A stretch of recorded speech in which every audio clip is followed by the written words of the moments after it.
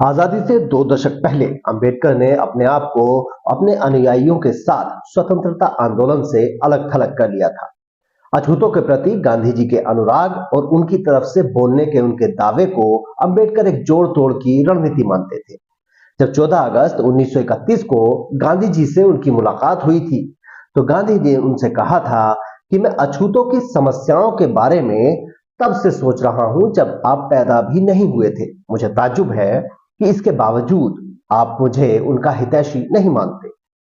धनंजय कीर अंबेडकर की जीवनी doctor Ambedkar life and mission में लिखते हैं, अंबेडकर ने गांधी से कहा कि अगर आप अछूतों के खैरख्वाह होते तो कांग्रेस का सदस्य होने के लिए खादी पहनने के बजाय अस्पृश्यता निवारण को पहली शर्त बनाया होता।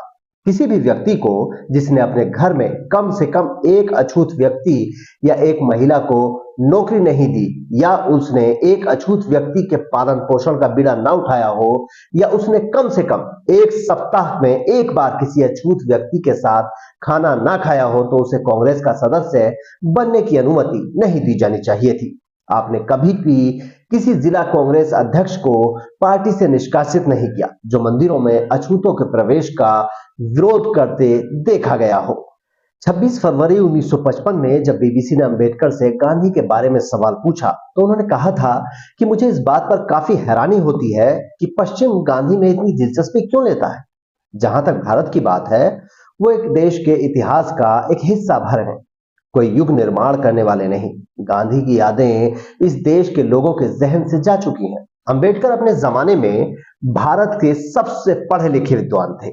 उन्होंने मुंबई के मशहूर एल्फिंस्टन कॉलेज से बीए की डिग्री हासिल की थी। बाद में उन्होंने कोलंबिया विश्वविद्यालय और लंदन स्कूल ऑफ इकोनॉमिक्स से पीएचडी की डिग्री हासिल की।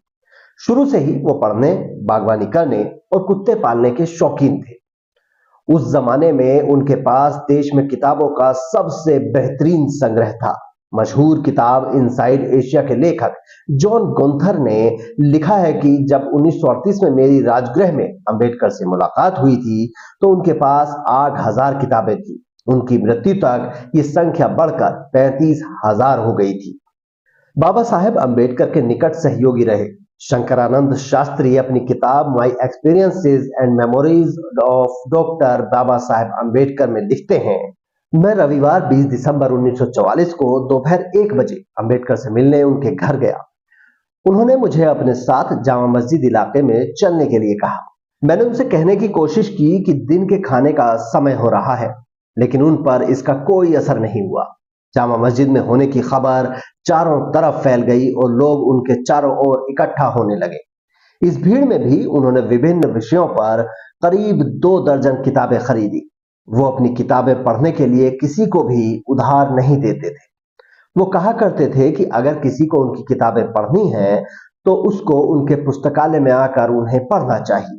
किताबों के प्रति उनकी भक्ति इस हद तक थी कि वो सुबह होने तक किताबों में ही लीन रहते थे। रात में अंबेडकर अपनी पढ़ाई में इतने खो जाया करते थे कि उन्हें बाहर की दुनिया का कोई ध्यान नहीं रहता था। एक बार देर रात में उनकी स्टडी में गया और उनके पैर छू लिए। किताबों में डूबे अंबेडकर बोले, ए टॉमी, ये मत करो।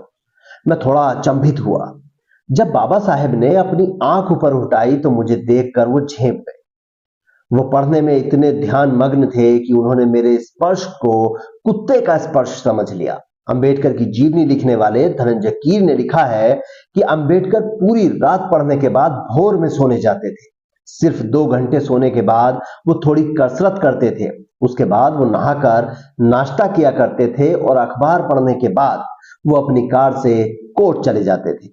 इस दौरान वो उन किताबों को पलट रहे होते थे जो उस दिन उनके पास डाक से आई होती थी।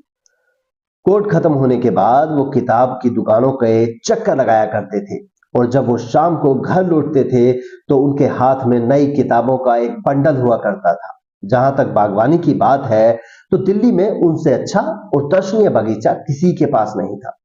एक बार ब्रिटिश अखबार डेली मेल ने भी उनके गार्डन की तारीफ की थी। वो अपने कुत्तों को भी बहुत पसंद करते थे। एक बार उन्होंने बताया था कि किस तरह उनके पालते कुत्ते की मौत हो जाने के बाद वो फूट फूट कर रोए थे। कभी कभी छुट्टियों में बाबा साहेब खुद खाना बनाया करते थे और लोगों को अपने साथ खाने के लिए आमंत्रित करते थे। अंबेडकर के साथ काम कर चुके देवी दयाल लिखते हैं, 3 सितंबर 1944 को उन्होंने अपने हाथ से खाना बनाया और 7 पकवान बनाए। इसे बनाने में उन्हें 3 घंटे लगे। उन्होंने खाने पर दक्षिण भारत अनुसूचित जाति फेडरेशन की प्रमुख मीनाम्बल शिवराज को बुलाया। वो ये सुनकर दंग रह गईं कि भारत की एग्जीक्यूटिव काउंसिल के लेबर सदस्य ने उनके लिए अपने हाथों से खाना बनाया है। बाबा साहेब को मूली और सरसों का साग पकाने का बहुत शौक था। अंबेडकर को ना तो नशे की किसी चीज का शौक था और ना ही वो धूम्रपान किया करते थे। एक बार जब उन्हें खांसी हो रही थी तो मैंने उन्हें पान खाने का सुझाव दिया।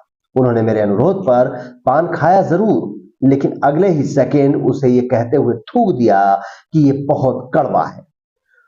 वो बहुत साधारण खाना खाया करते थे। इसमें बाजरे की एक रोटी, थोड़ा चावल, दही और मछली के 3 टुकड़े हुआ करते थे।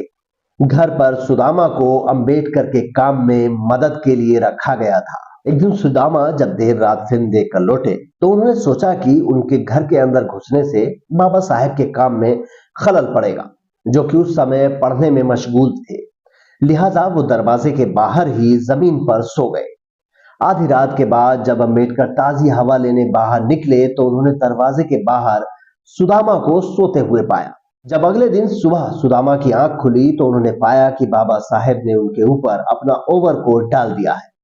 31 मार्च 1950 को मशहूर उद्योगपति घनश्याम दास बिरला के भाई जुगल किशोर बिरला अंबेडकर से मिलने उनके निवास स्थान पर आए।